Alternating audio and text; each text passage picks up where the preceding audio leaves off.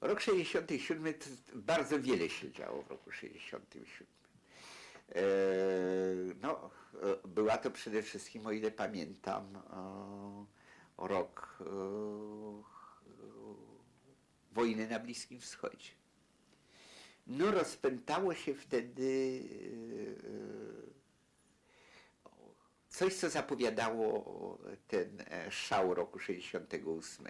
W każdym razie to w 67 roku Gomułka na kongresie związków zawodowych powiedział o piątej kolumnie, no i o sionistach. Tego rodzaju akcenty już się w prasie i w wypowiedziach różnych działaczy PZPR-owskich zdarzały i przed tym. To zostało powiedziane bardzo, tym razem bardzo dobitnie i to z dziwnej trybuny, jako decyzja związków zawodowych.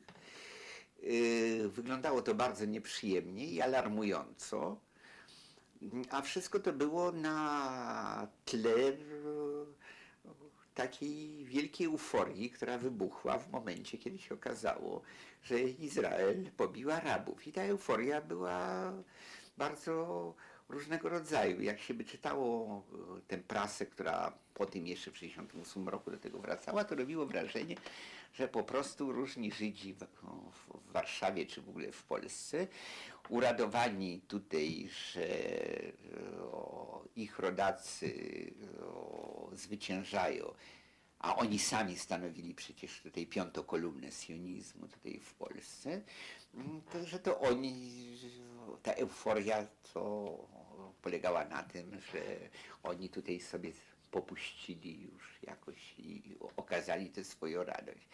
No w praktyce to wyglądało może niezupełnie tak, to znaczy po pierwsze ja się nie dziwię ludziom żydowskiego pochodzenia, czy Żydom, akurat w tym wypadku to nie jest może takie istotne, że jak zanosiło się